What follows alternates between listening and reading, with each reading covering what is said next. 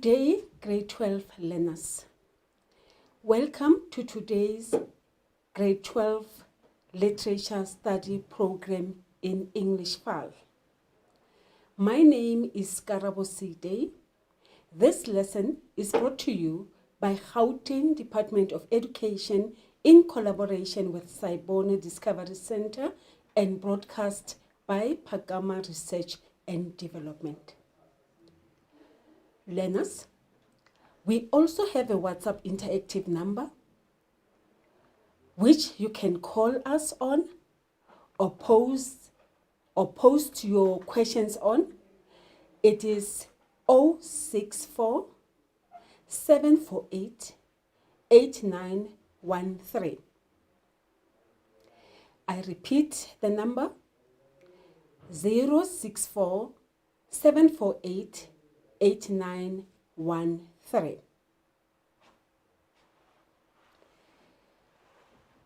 What we are doing now this year in 2022 is literature. We welcome you to this wonderful journey of studying literature in grade 12. And what does it entail? We are going to be learning throughout the year, the 7 months plus minus 7 months, and we are going to sit for a paper, English FAL paper 2, which is 2.5 hours. And we're going to write for 70 marks. And in the question paper, we are going to be spending about 75 minutes for one genre and 75 minutes for the second genre. With literature, the key component of literature is time management. What do we expect you to do? We expect you to read the genre that is prescribed at school. And we want you to read intensively. First, you read it for enjoyment. And secondly, you read it with impact and analysis. And as you're doing your reading, your daily reading, invest time to think. And we will be asking you to think. Your teachers will be asking you to read and think and to write a lot. In that way, you will be able to master the literature set works. We need you to keep the following in mind. Literature study consists of 4 genres. We have Section A, novels, for 35 marks. Section B, drama, for 35 marks. Section C, short stories, for 35 marks. And lastly, poetry for 35 marks. All these 4 genres have common things that we need to do. Firstly is the setting. Even if you study a novel, a drama, and short stories, and sometimes even in some poems, you will find setting where the story takes place. And there's a key component in the genres, narrator. The narrator is the person who will be telling us the story. We also have what we call a plot. A plot is the storyline, what the story is all about. So in the novel, in your drama, in your short stories, you learn what the story is all about and followed by who are the characters in that story. There is also a central theme or main idea of your novel or your drama and your story, your short story. What you will also learn this year is the use of figurative language. I know most learners are familiar with the common figurative language, your simile and your metaphor. But you will be learning much more of other figures of speech and the use of figurative language. Importantly, when a writer pens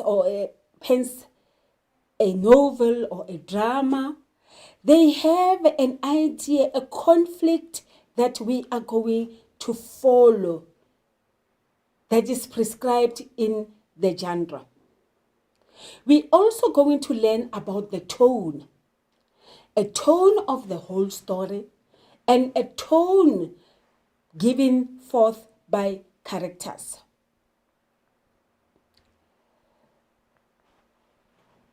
There is what we call a checklist or a choice when you do the 4 genres. I've spoken about your section A, B, C, and D. What is important is at your school, your teacher is going to select 2 from the 4 that you are going to study this year, and at the end of the year, you are going to choose those very 2 genres. We also have what we call a table of contents that you find in the literature paper.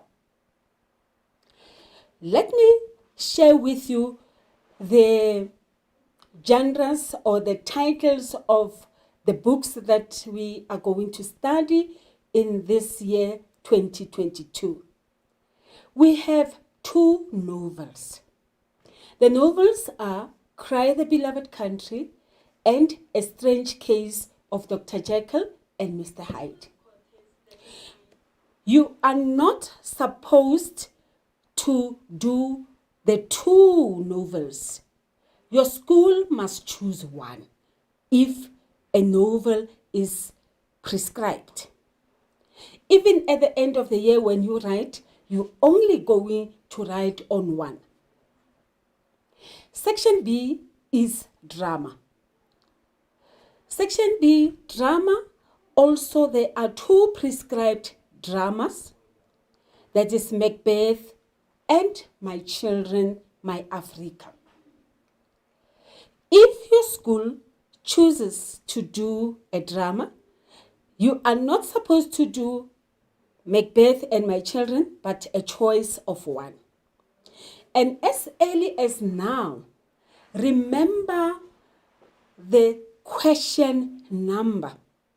So if you do My Children, My Africa in your head all the time, you must remember that you are doing question 4. Even at the end of the year when you're going to write, you're writing question 4. If it's Cry the Beloved Country, you are doing question 1. Short stories. There are 8 prescribed short stories that you have to learn in 2022. But the examiners are not going to set off on all the 8 stories, but they are going to set only on 2. But you have to study all the 8. In your exam, we're going to have short story title number 1 and short story title number 2. So short stories are question number 5. The last question is poetry. 10 poems are prescribed. Only 2 are set on.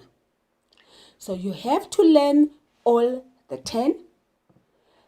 And then at the end, you are going to write only on 2. You study the 2 literary genres chosen by your school or your teacher. When you're going to be writing your prelim exam as well as your end of the year exam, and even at some point, your teacher is going to give you extracts or practice in class. Your teacher is going to give you what we call extracts. And what is an extract? An extract is 200 to 220 words from a particular book. If it's book 1, if it's Cry the Beloved Country, it's going to be either book 1 or book 2 or book 3. And what is happening when you get that? It is going to mention that you are doing extract A. You read that extract. What else do we do when we get an extract? You place the extract in context. Where and what has happened? And where is this extract found? From chapter 1 of book 1 of Cry the Beloved Country. At the beginning of the extract, a clue is given to the extract. In this extract, what is happening? The Carisbrook area in Natal. So the author here is explaining or giving us what the landscape of the area is. So the author is giving or is laying foundation of what the book is all about. If it is My Children, My Africa, the first extract in the book is what? The Great Debate. So as we proceed, or as you use this presentation at your own time, what do you need to do? You need to take this and apply it on the particular book that you study at school. What do we have on our menu? We have a novel. And what is a novel? A novel is made up of a series of events that develop as the story is told. Then we have a drama.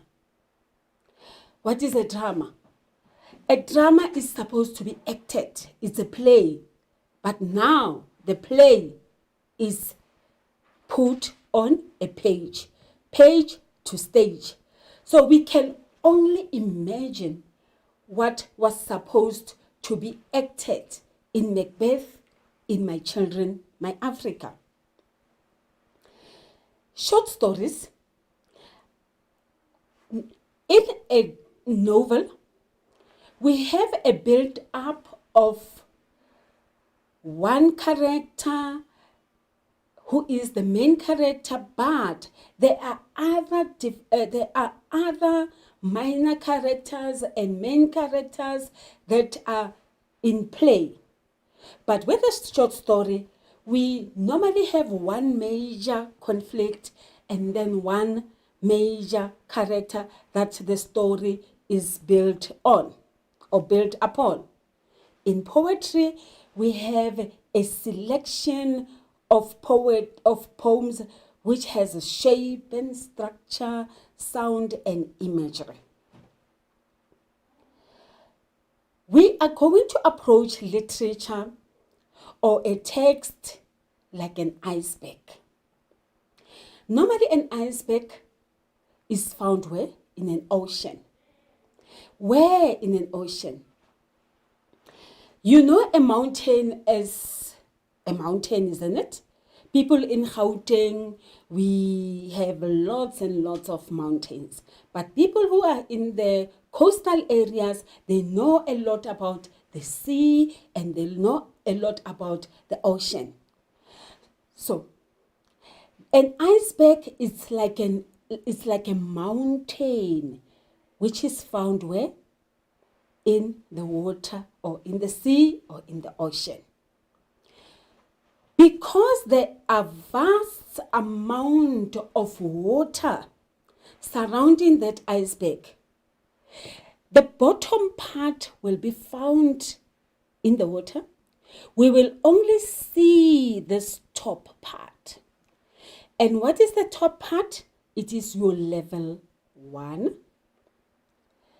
And level 1 and level 2. These are ideas that you read, is the knowledge that you find in a particular extract, and you are required to have 14 marks to master your level 1 and your level 2 questions. And when you go forward, we say you have what we call level 3 inference questions, and they are just in the middle of your iceberg. Lastly, you have level 4 and level 5 with 7 marks, that is at the bottom. We are normally afraid of the level 4 and 5 questions. We think they are very difficult. But as an English learner, an English file learner, or a literature learner, what do? Another skill that we're offering you, that your teachers will be teaching you, is critical thinking.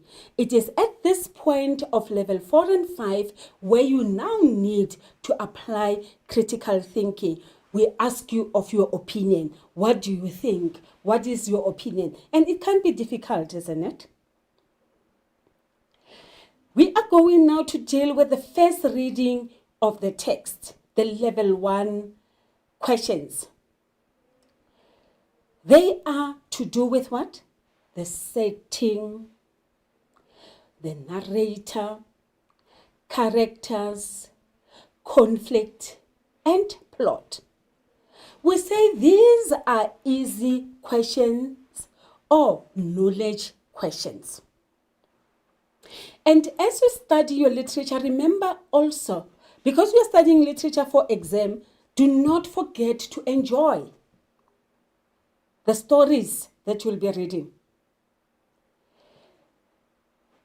When you have studied your knowledge, the book, and you have knowledge of the book, you will be able to answer the giveaway questions or the must get questions. You will be required, or in the progress of the year, you will be asked to handle such questions. Choose a description from column B, and they will give you 5 options that matches or fits with column A, which have 4 options. And can you see in column A, we have characters: Margaret Jarvis, Mrs. Ditebe, Esther, and Gertrude. You will only know about these people when you do what? When you read your story and you know it. So these ones are going to be easy for you because you shall have read. It tests the knowledge from the rest of the novel. And again, do not read about the minor characters. We only not testing major characters or the main characters, but also the minor characters. Who is telling the story? A narrator has a point of view about events and ideas in the story. It can be the first person or the internal narrator or the third person narrator. If it is the first person who is narrating the story, the story is told by one of the characters, and the person is subjective, and they will normally present a slanted view from their point of view as the first person. I feel, and this is how and that will be that person now and again talking to us. In the third person, it will be this person that we do not know. It is someone whose identity cannot be established, and we have a more objective view.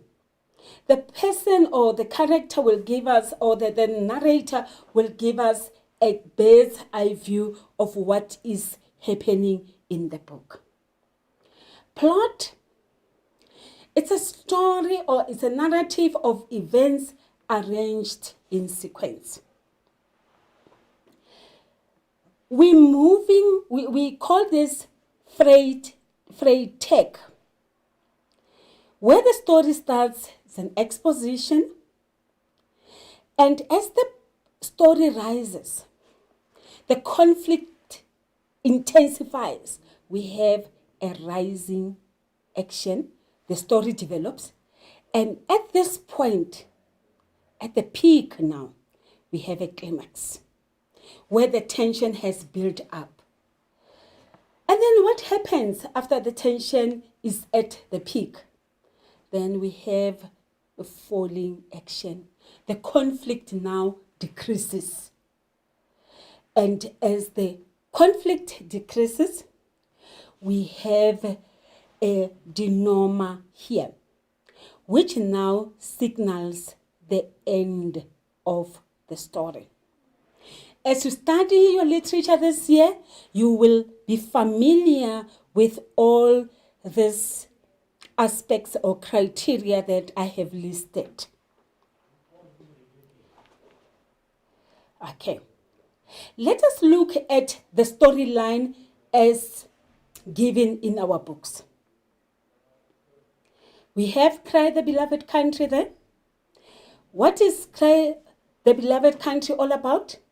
It tells us a story about a father who moves from rural KZN and goes to Johannesburg in search of his son as well as his sister.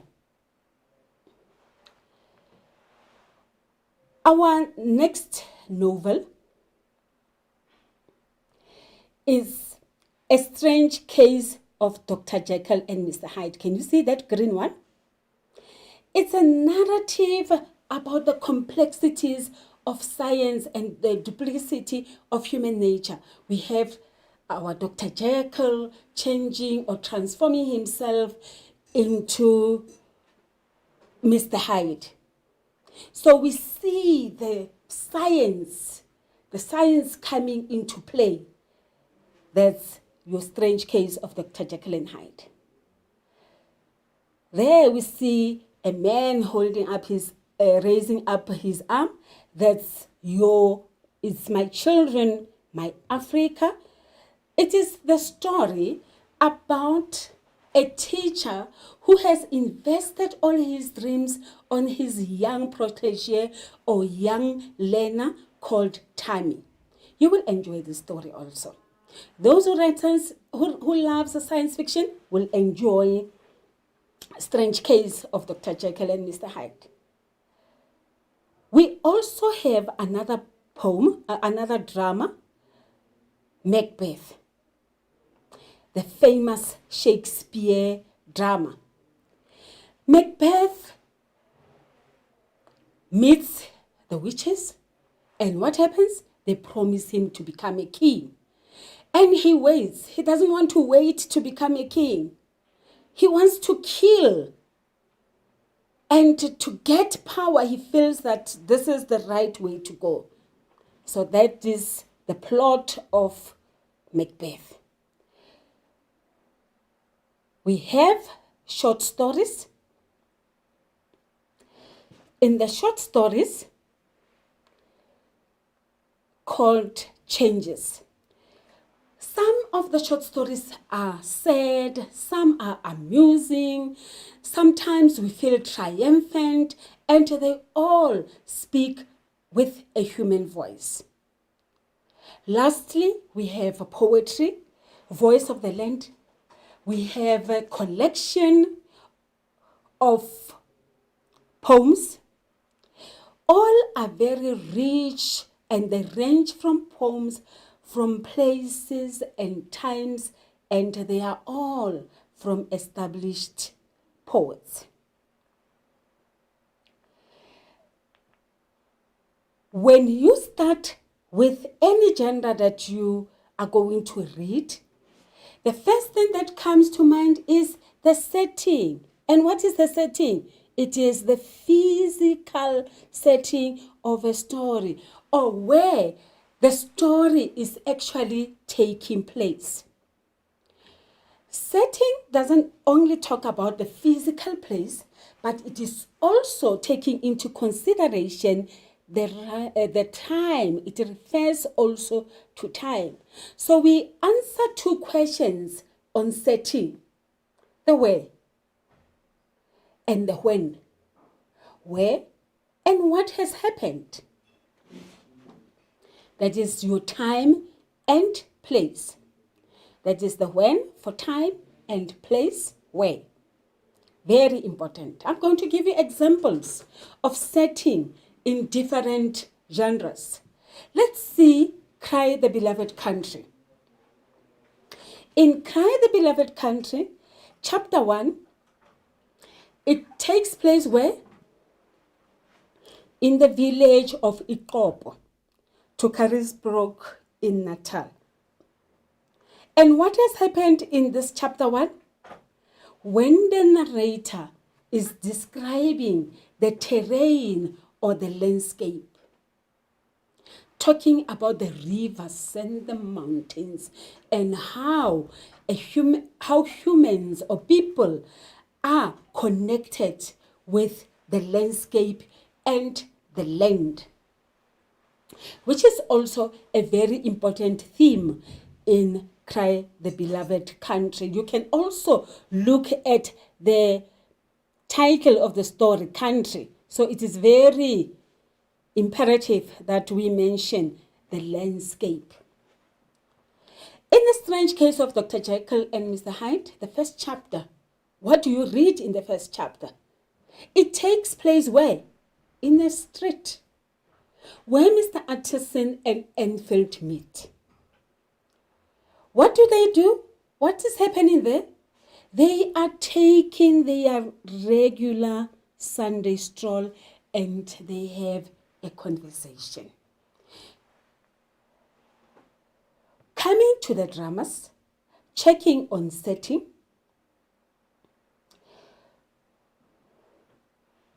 We have My Children, My Africa, Act 1, Scene 1. Where does it take place, that chapter 1, that Act 1, Scene 1?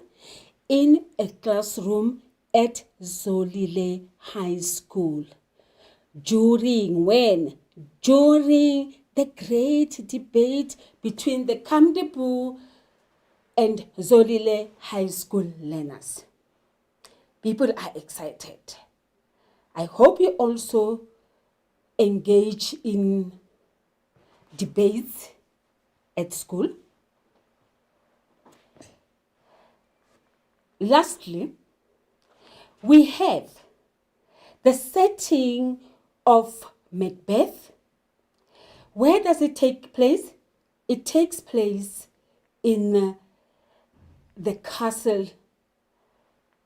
In Act 1, Scene 1, it takes place not in the castle, but it takes place in a field, in a heath, where the witches meet. And what do? They tell us about Macbeth going to become a king, and they also talk about Macduff's children going to be the King of Scotland. Characterization. We want to know, who are these people? How do the characters become real? We have indirect characterization and we also have direct characterization.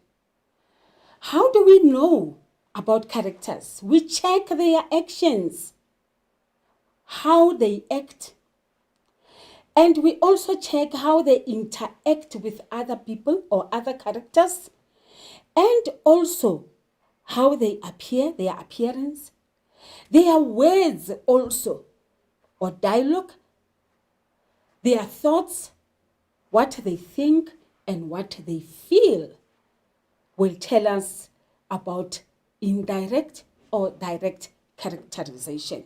What other people are saying about them, that will be indirect. What they say about themselves and how they behave, that will be your direct characterization. Right. The physical description of a person. The most common way of describing a character, you identify anything physical about the character. How Dr. Jekyll looks and how Mr. Hyde looks. Remember, we're reading there about the transformation of the two characters. That will include your height, your skin, your hair, and eye color. Short or tall, skin or fat, how she walks and how they stand. That will be the physical characterization. Dialogue. What is the character saying to us? Remember, we said we also determine character through what the people say, their words. A dialogue is how they talk. What are they saying? Dialogue includes the character's choice of words and syntax. Are they rough? Are they kind? It will depend on what they are saying. It also includes the tone. How do they say these words? And from then, we can determine who they are. Even us, isn't it? The way I speak to you, or the way you speak to your friends, then people will be able to say you look like, oh, she is kind, or she is harsh, or she is rude, depending on what words you say and the tone you use. Thoughts. The narrator can give the reader insight in the inner thoughts and feelings of a character. The thoughts of a character can only be analyzed if we are inside the head of the character. Never assume what a character is thinking. Look at the words given on your novel, on your drama, and your short story, and you will know what they think. How we describe a character, we call it character trait or character traits. We use these nice words: cheerful for nice, caring, charming, pleasant, polite, depending on what the person is saying. And if you evil, people will say that person is mean or greedy or very impatient.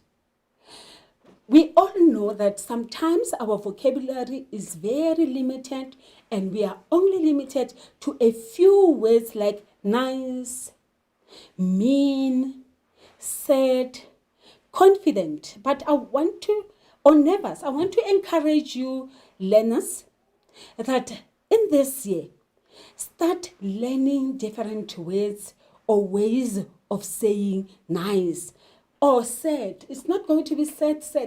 It will depend. I feel so lonely today. I am depressed. And if you're confident, you'll be, oh, she is assertive. She's fearless. And she's such an independent girl. If you are shy, people will say, oh, when she stands in the class, she's very nervous and uneasy and unsure. So go out, be brave, and use. I want you to be brave, to be courageous, bold, and daring, and embrace all the new words in 2022. Attitude of a character is how the character feels about what is happening to him or her in the story. Think how you would describe your attitude if you were in a similar situation. You think of various situations. Let's think about the learners that are awaiting their matric results tomorrow. What are they doing as we speak? Are they carefree this morning? Their attitude will determine how they are. If you were in a similar position, what would be happening to you today, now, this afternoon? You'd probably be asleep, isn't it? Or you'd be excited and looking forward to your results tomorrow morning.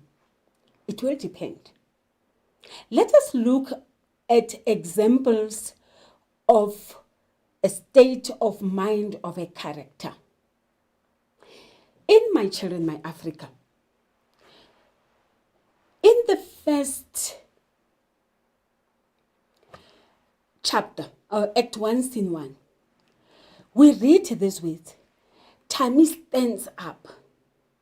As he stands up, there is an applause. People are applauding him. Remember, it's a great debate. They are applauding, and he looks at the house, and what do we see? He's enjoying the moment. He's enjoying. He is courageous and he's enjoying the moment because people are applauding him.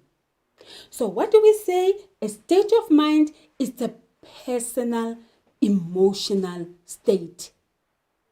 The question that you have to ask yourself, remember you are not in the exam as yet, but as you proceed reading, I would like you to learn or to pose questions to yourself. What do these lines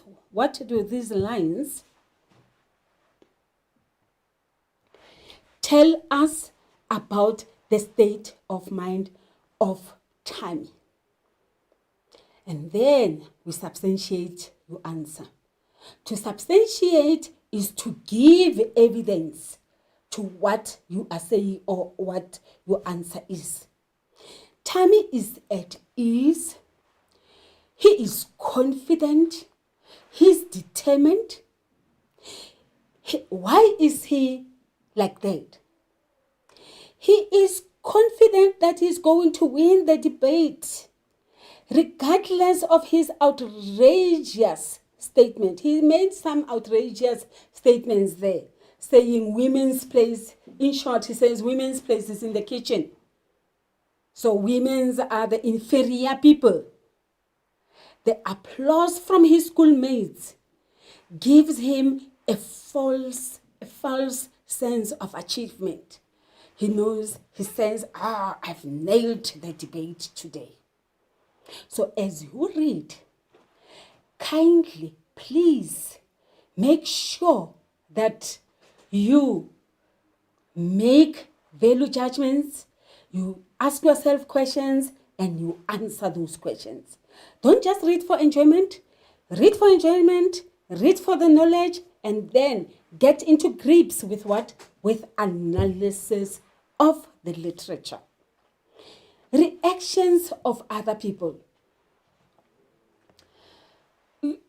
Tammy's state of mind, he is telling us about himself, or we can see how he thinks. But then there are also other people who will be doing what? They will be looking at Tammy or any other character, and then they will give us insight of what they think of him, or their reactions would include what? Responses and physical or emotional treatment. Okay? Lastly, we have a summary of characterization. What are you going to learn this year?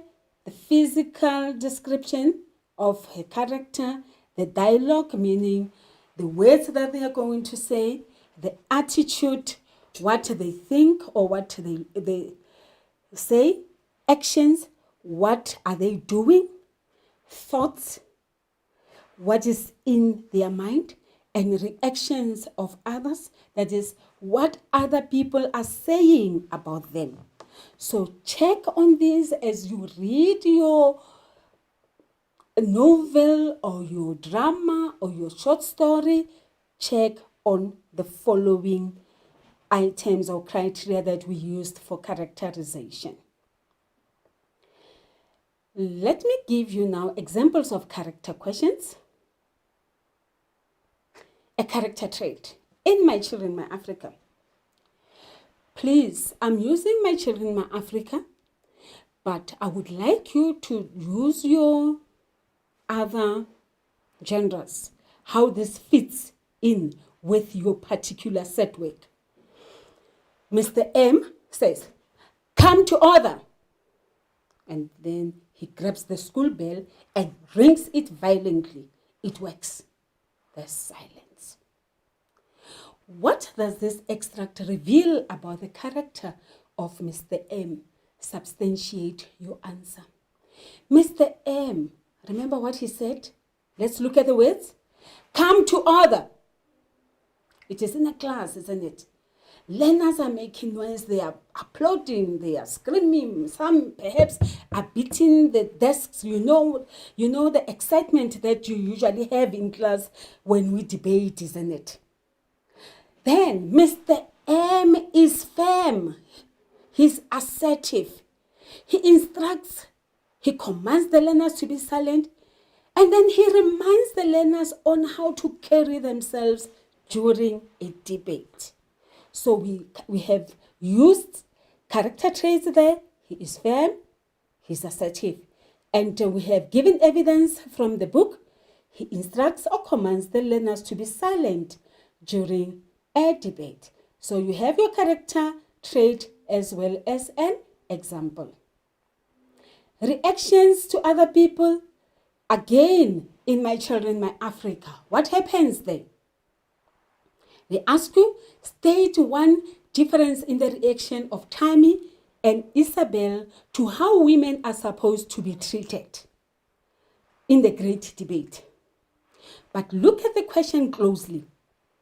State one difference in reaction of Tammy and Isabel to how women are supposed to be treated. Tammy is patriarchal, he's dismissive, and sees women as inferior and submissive. While Isabel is probing, she's direct, she's sarcastic, she tells Tammy, you have outdated thinking. Your ideas belong to the long stone age. You are not moving with the times. So we state two facts in that. So that is the reaction that we see or that we give when we read or analyze what Tammy and Isabel are doing in the play. Again, in My Children, My Africa, we are going to state one difference in the attitude of Tammy and Isabel versus Mr. M in this extract. Remember what Mr. M said? Come to order. And then unfortunately, we did not get the time, or we don't have the time to read from the extract, but you must read that. Tammy and Isabel are excited. They are fiery. They are determined. They are all, if you go to page 1 or Act 1, Scene 1, you'll see the first opening scene there. They are all shooting. No, you said, and I said. Yes, you said women are, and they interrupt each other. So Mr. M is firm, he's anxious, he's perplexed, he's telling his learners, no, we don't debate like this. You need to give each other a chance. Fiery, there's a heated debate going on there. So we have the difference there of the characters, how they behave. Tammy and Isabel behaves the same. They are both excited, but Mr. M doesn't want to have any of this excitement. He wants order. We have a conflict. What is conflict? Every character should want something, even if it is only a glass of water. Who said that? Kurt Vonnegut, a writer. Every person, you can fight for a glass of water. If you want it, you want it, isn't it? You will state your point. If I say, no, it is not time to drink water, you will certainly push forward and say, I demand, I want my water. This is the time that I will get water. So conflict has different ways of putting itself forward. We have external conflict and internal conflict. We have a conflict where it is man and man, man versus nature, man and society, and man and self. Let us check what happens when man versus man. The character struggles against an antagonist. What is an antagonist? An antagonist is an opponent. The character has an issue. Both have a disagreement or a problem with one another or another character in the story, and they don't see eye to eye. And then what do they want to do? They want to try and solve a problem. Man versus man.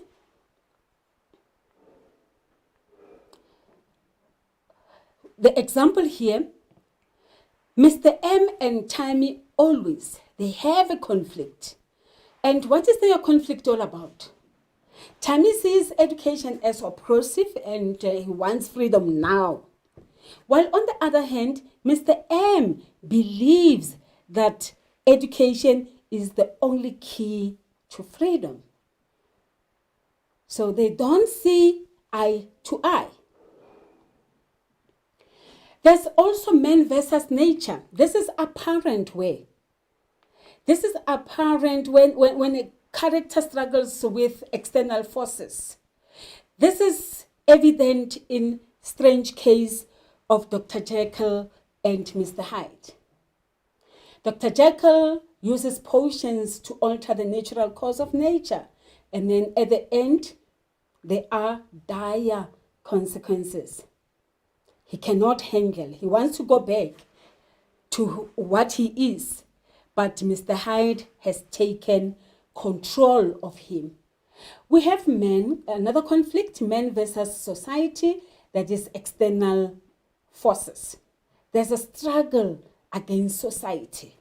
There are rules, isn't it? Laws and cultural values, traditions, politics, or groups of people. We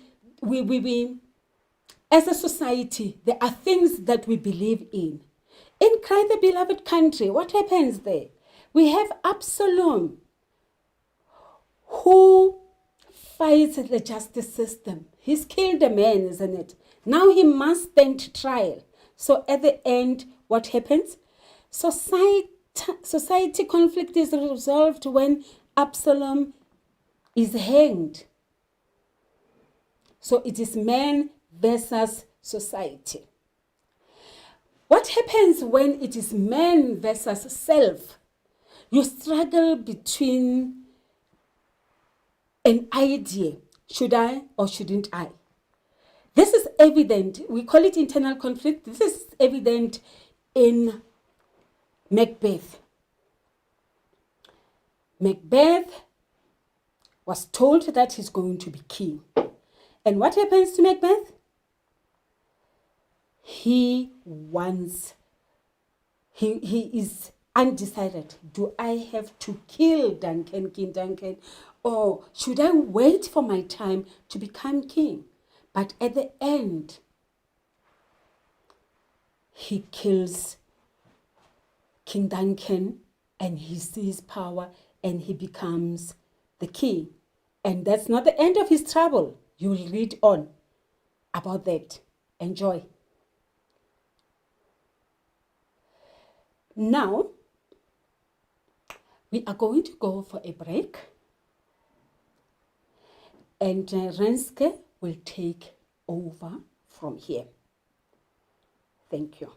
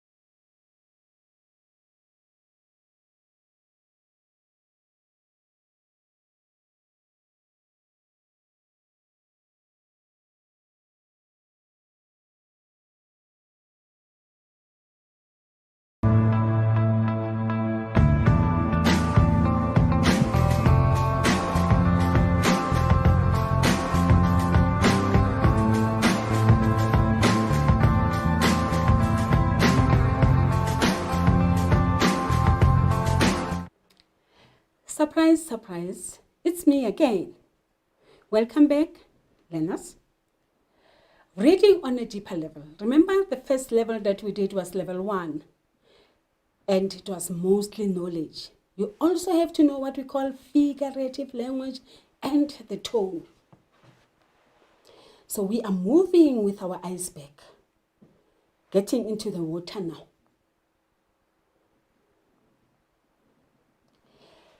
With figures of speech, learners, we have our simile, our metaphor, personification, alliteration, onomatopoeia, hyperbole, and idioms.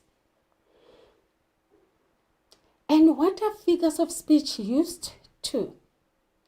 We use the figures of speech to compare, to contrast, that is, we give opposites, we exaggerate, and we create understatements. And we also use figures of speech to do what? To recreate sounds. The figures of speech that has to do with comparison, we have your simile, your metaphor, and personification. How do we identify those? We use ID, or is initialism, to help you remember the steps to explain a figure of speech in context of the extract. Now you are going to read very closely. The I stands for what? You identify the figure of speech. The D in ID, you describe the two things being compared. And when you describe those things that you compare, please be specific. The E is you explain why the poet or the author has made the comparison. Learners, do not wait to find this in the exam or in your test. As you read and analyze, after you have read a chapter or a scene, please check for yourself. Can I identify a simile in this extract or in this chapter or in the poem that I have read? It should be your daily routine. And if you invest in this exercise, at the end of the year, it's going to be really very easy. You're going to get top marks. For us, in the exam, we're going to ask you to identify, we give you 1 mark. And when we want you to explain, we give you how many marks? 2. So you must be you describe the two things that are being compared first, and then you explain why the comparison has been made. So I want you to invest time. Let's look at Village People, our short story. Poverty has a home in Africa like a quiet second skin. What is this? It's a simile. How do we know that it is a simile? The use of like. What is being compared with a D there? The poverty is compared to what? To a peasant's second skin. Explanation? You see, we've been very specific here. Poverty, do you see poverty there? Is compared to what? To a second skin. We see the comparison there. How do you explain it? Poverty is part of Africa, like a second skin is a part of a person. How many marks do you get? You get your 1 mark for your simile, and you get your 2 marks, 1 for your comparing, and then you giving us the two things, and then for giving the explanation. Can you see now? It's 1 plus 1. So it's 2 marks. And that one is a stand-alone one. Practice, practice, practice.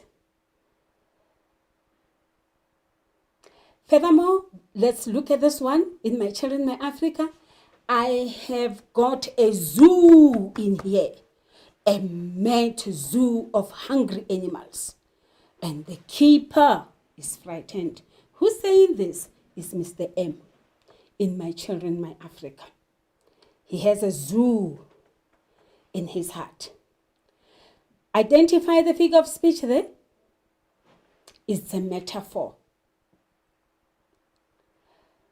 You describe Mr. M compares his heart to what? To a wild zoo of hungry animals. Why is the playwright doing or giving that explanation or that figure of speech? It shows how he feels in his heart about losing grip of his learners, on his learners who want to join the boycotts. Remember the firm, strict Mr. M. He's ringing the bell, and he wants learners to come to school. And where are they? Nowhere to be found. So he is disappointed. He's standing there and he's saying, I've got a zoo in here, a mad zoo of hungry animals. So he's comparing his learners to what? To a zoo of hungry animals. So again, 1 and 1 and 1. In The New Tribe, our short story, the room was frozen into silence. The New Tribe, it's when the room was frozen into silence. Can a room freeze into silence? No. Who is always silent? A human being. So what are they doing here? They are comparing the room to a person, or they are giving the room human qualities who has fallen silent. The people in the room are silent to emphasize the shock that the Allingtons feel. I'm sure it's the beginning of the story where the Allington received a baby. Okay? The baby that was found or was brought by the milkman. We have irony and sarcasm. Those are opposites. These are figurative language that indicates or gives us an opposite. Irony, an event in which what is on the surface appears to be the case or to be expected differs radically from what is actually the case. So it's when somebody says something but actually means something else. If you come late to class and when you open the door and comes in and your teacher say, "Oh, welcome, Elibet." What is your teacher actually saying? He's saying, it will sound as if he says you early, but he's being sarcastic or ironic because you have come late. We always have that but or yet. Remember when you do your irony, when we ask you of irony, use the word but, yet, to indicate that you understand that opposite. In this example, in Macbeth, the King Duncan, looks at the castle and said, "This castle has a pleasant seat. The air is nimbly and sweetly recommends itself unto our gentle senses." The king comments on this beautiful palace, of this beautiful place and castle, but he doesn't know at the end that he was going to be murdered there. But he does not know. Can you hear me? But he does not know that he's going to be killed or murdered there. When we exaggerate or there are understatements, we call this hyperbole for exaggeration. For emphasis, we emphasize. Euphemism, hyperbole. I'll give you examples further. Euphemism, understatement. When you refer to something unpleasant in a deliberate, pleasant way. An example of a hyperbole. I was coming home from some place at the end of the world. That is in the strange case of Dr. Jekyll and Mr. Hyde.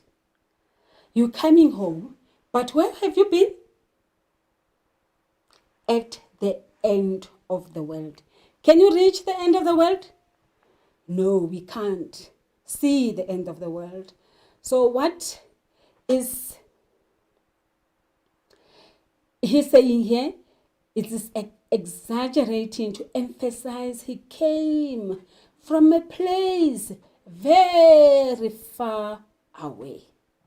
Then we have a figurative language that has to do with sounds, onomatopoeia, alliteration, and assonance. Normally these we find in poetry. They are most evident in poetry. They indicate which sounds are repeated for emphasis. In the sonnet, shall I compare thee to a summer's day? Line 7. Fair from fair. What is that? It is alliteration. Fair from fair. Why do we have that alliteration? The emphasizing that the beauty of everything beautiful actually does what? Fades eventually. Onomatopoeia. You use words to recreate the sounds they describe. In the poem Spring, through the echoing timber, thus so rings and ring. The echo is a sound, isn't it? Ring, when you ring and ring something, you can see actually the sound there. Example of sounds, alliteration, a 4-foot box, a foot for every year, where in mid-term break. Assonance, when, wills in wills. Do you see the emphasis on the we, the W's, and the E, we's, the assonance there. With the alliteration is the F sound there. Onomatopoeia. While I listen to the buzzing of flies. Buzz. When you buzz, can you hear me when I say buzz and z in captive? So it's the using of words to recreate the sounds. Tone. It is very important that you know the tone of voice used. And we identify or we explain the tone as what you say. That it is not about what you say, but how you say it. It is very important when you say certain things, you check how you say it, not about what you say, and it makes a lot of impact. And in literature, we are, as students of literature, we are going to be asked to check what people are saying and how they say it. It is the attitude or emotion that someone has in their voice. Tone of voice show how the speaker feels about something. It refers to the author's feeling towards the subject or towards something.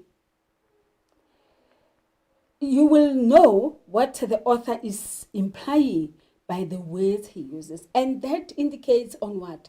That it reflects or refers to the mood. What is the mood? Your tone creates the mood. Refers to the feeling or the atmosphere the author is describing. It's what the author makes you feel when you read this writing. You can read a sentence and feel sad or happy or angry. When I read Cry the Beloved Country, in most instances, I cry. I end up crying. I cry a lot. When I go and read grade 11 set work, I'm not talking about that now. I cry also. So it is the mood that is created. When Mr. M rings the bell and Tammy says to him, don't go out, Mr. M, they are going to kill you. And he takes his bag and rings it. And the mob comes and they kill him. What do? Do you sit there and say, Mr. M is killed? No, you are sad. And that's the mood that the author left you in. How to recognize tone in a text? A writer will use subtle ways to express his or her thoughts in the feelings of a speaker, narrator, or a character. We use diction. We call it diction. Diction, the choice of words. And point of view. What is the writer's view or how that affects him? Syntax, the words arranged together that create a sentence, also gives us a tone. The formality, how formal or informal the text is. Remember at the beginning of Act 1, Scene 1, Macbeth, oh, hail Macbeth, oh, King of Scotland, Thane of Cawdor. So they're giving him a beautiful words, and that tone used by the witches, it leaves us cold and fearful, isn't it? Tone changes. We recognize the differences in tone. Know how the attitude of the speaker changes.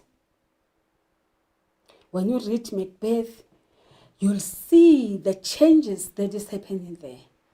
Macbeth charges at the witches and wants to know, why are you saying that I'm the Thane of Cawdor? Because he's alive. And at the end, we see him doing the asides and talking, what is this going to be? And now he's thinking of himself as a king, as a future king. So we recognize the changes there. Example, we're going to ask you to describe a tone of voice in a particular extract or line. And the words that we use, normally we use the happy, the sad, the mad, the surprised. Like I said earlier with the character traits, we use the normal words. When I'm happy, what am I? In other words, merry, ecstatic, cheerful. When I'm sad, I'm depressed. I'm miserable and pessimistic. And when I'm mad now, angry, bitter, frustrated, surprised, curious, okay, astonished.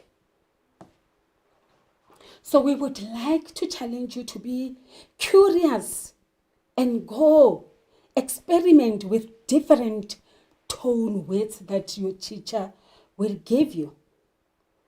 Be inquisitive, right, learners? Refer to line 9. So he prayed. This is an example found in Cry the Beloved Country. So he prayed briefly. Into thy hands, O God, I commend Ndocheni. What tone would Stephen Khumalo use in this line? Why would Stephen Khumalo use this tone in this line?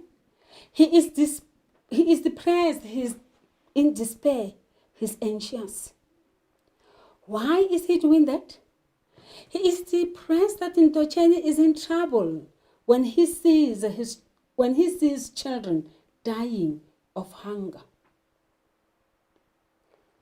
Stage directions are only applicable to drama.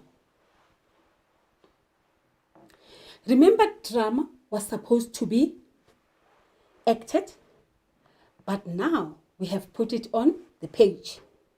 What is stage direction? What should the character do when saying these words? Example, in My Children, My Africa.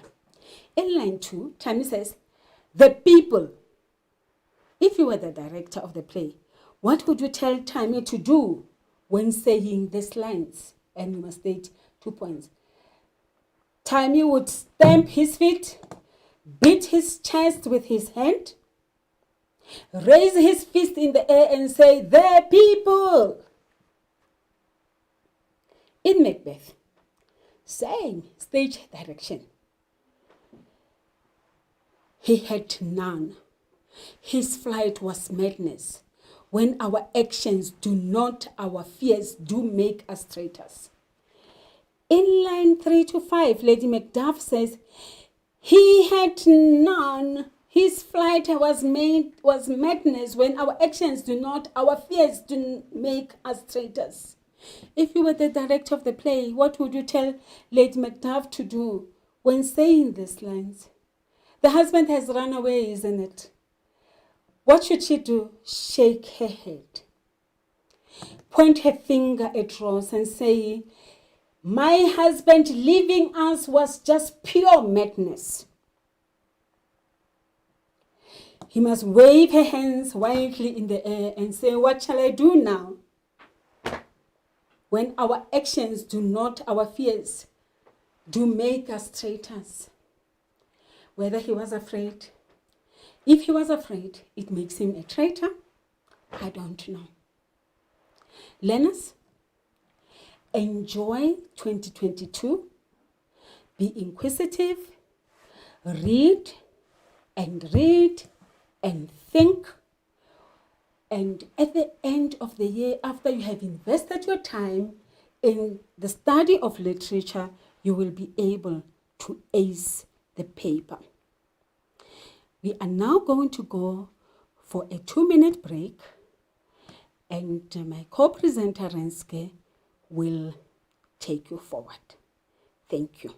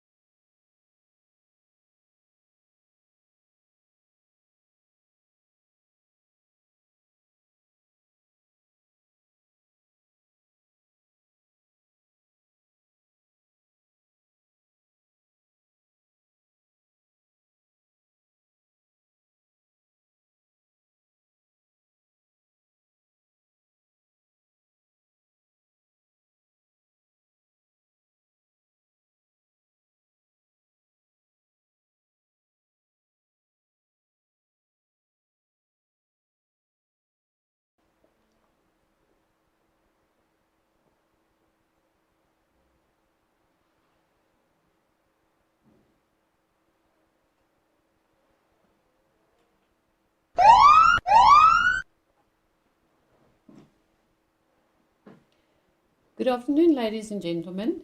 Yes, finally it's my turn, and I'm going to take you through the deeper level. We're now really reaching the bottom of the iceberg. So in that deeper level, we have level 3 questions. That's the theme question.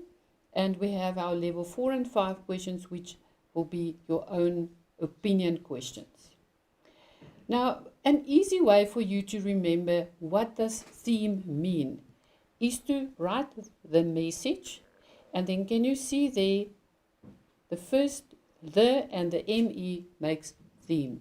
So that's just a way for you to remember what's the meaning of theme. It is the message. So it's the underlying message or the big idea. It's the general thing that the author wanted to achieve in the book or the drama.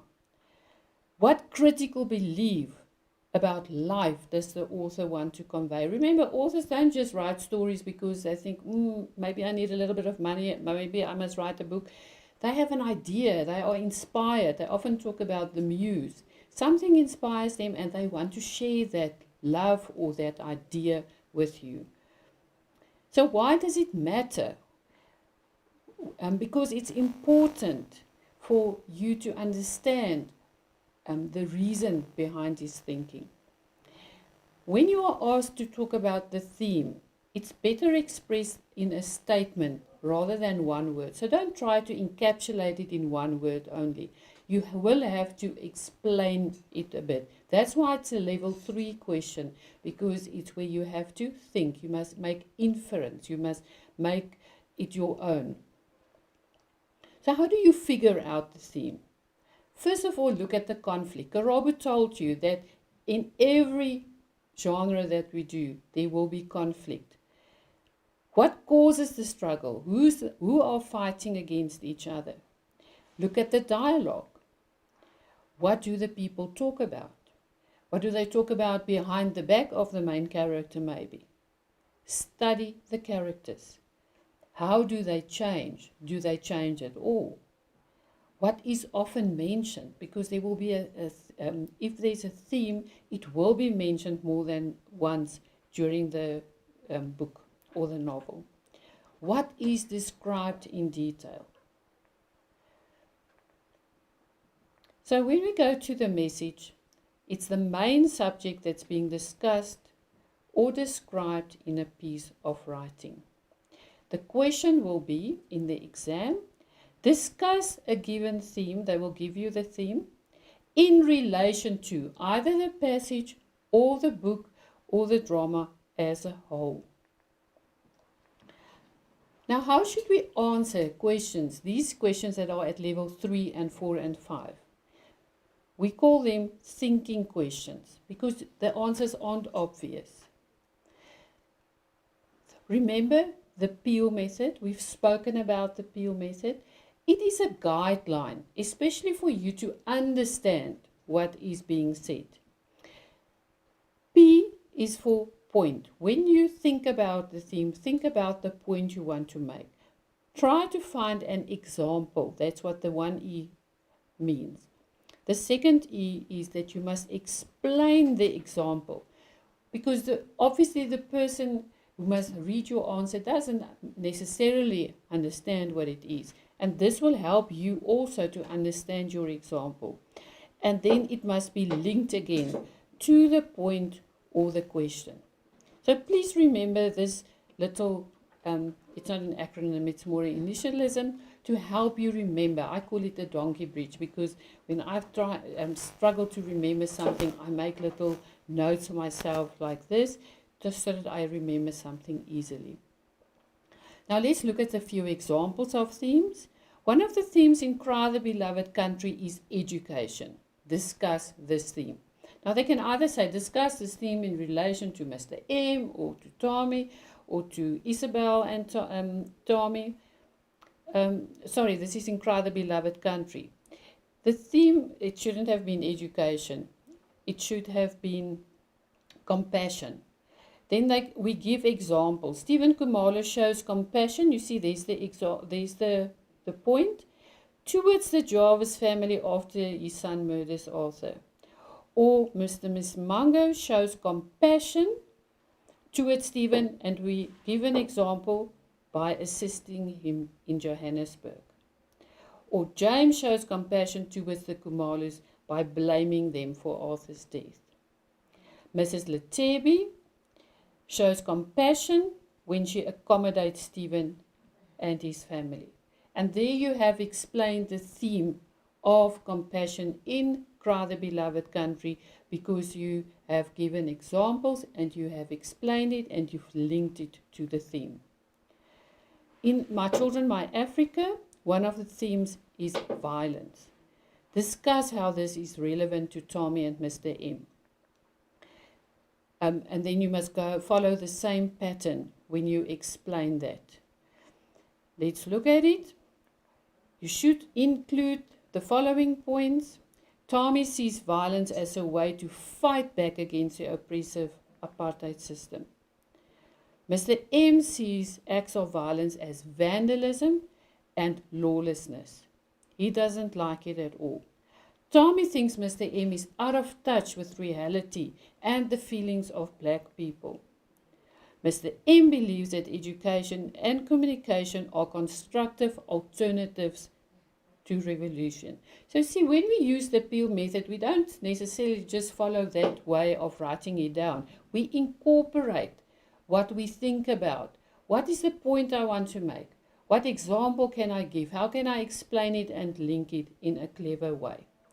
A good tip for you is to study previous question papers, because you can access the marking guideline as well as the paper on the internet, and then you can understand how these theme questions should be responded to. And remember, these, because they are open-ended questions, they count 3 marks, and you get 3 marks if you fully substantiate it. If you didn't explain enough, you might get 1 or 2 marks. So when you approach open-ended questions, you must realize that these are actually not difficult questions. They are easy marks. You must just think and apply Peel. But, and this is extremely important, your answers must be grounded in the text. You can't just think about your own ideas. That's not what we mean when we say it's your own opinion. It must be grounded in the text. You must be able to find answers there. Examples. That's why we say Peel, you must give examples. You have to justify your opinion, and I have explained the method now in detail. Remember that you must say, yes, I agree, or no, I don't agree. It's important to say that, otherwise your answer doesn't make sense. I have a few examples here, but we are sort of running out of time, so I'm just going to very briefly touch on that. In one of the short stories, The Last Breath, the question was, the narrator's mother is portrayed as a good mother. Discuss your view. So now you must again, can you see how we, if you look at the answers here, how we actually grounded in the text? She's more understanding of how the narrator feels about Eva. The narrator's mother serves as a peacemaker between him and his father. She asks the son to be more understanding of his father. So those are qualities of a good mother. You might find more qualities if you were to read the story. Or you're allowed to say no. She, like a husband, does not think it's a good idea for him to marry a blind girl. She does not convince her husband to be tolerant of her son's situation, or she uses her husband's cancer to blackmail the son. And that's why we say these are the easy questions, because you're allowed to give both sides of the question in order to get your marks. I want to explain to you how you must go through your literature study. You must read the genre on your own. Thorough knowledge is important. You must understand terminology used in literature study. You must master literary analysis. Karabo has spoken about all the aspects you must understand. You must think critically about it. And here I want to give you a tip for class. Divide your book clearly. If you have only one book given to you by the school, divide it so that you do all the paper 1 work in front, The paper 2, the literature in the middle, but you must separate the two genres. Otherwise, how are you going to study? There must be a clear separation of that. And then paper 3 you do at the back. Hopefully you have more than one book, but if you only have one book, you can still divide the book. And every day when you work, date your work so that there's a progress. You can see when did we do what, and you can follow. And then a last tip is that you must summarize each genre from day one. You must make the genre your own by reading it, by listening to your teacher, not just by answering questions, but really understanding it. So what must be in your summary? Take a folio page and write down the following headings, and then you keep it up during the year. First of all, the title, because you must understand what is the title and what does it mean in the book or the short story. Vocabulary, do you see the exclamation marks? You must, every new word that you don't understand, write it down, look up the word and learn new words. Because you must be brave and courageous, like Karabo said, to embrace new knowledge. You must write about the background and the setting, because you will be asked questions on those. You must write down the characters and compare and contrast the characters, because you're going to be asked those questions. So if you do it right through the year, can you see how easy it will be to study at the end of the year? Because when you pick it up that there's a difference between one character, you write it down. You must know from which point of view is it written, the narrator. You must understand the language and style. You must write down the structure and the plot development and the themes. We've spoken about the themes, extremely important that you understand all the themes. And lastly, the figures of speech must be listed. Now, just the last thing that I want to share with you, I know that lots of you ask, why on earth must we do literature? We don't even like reading. Because studying literature is like looking at the mirror of life, where man's experiences, his innermost feelings and thoughts are reflected. Through literature, we learn the culture of people across time and space. In our country, where we have diverse cultures and lots of strife, it's important that we learn about other people. We understand not only the past life of a nation, but also the present. And moreover, we become familiar not only with the culture of neighboring countries, but with that of others living very far from us. Literature is the art of discovering something extraordinary about ordinary people and saying with ordinary words something extraordinary. May this year be extraordinary for you, and we will meet again on the 27th of January when we discuss oral study. Goodbye, ladies and gentlemen.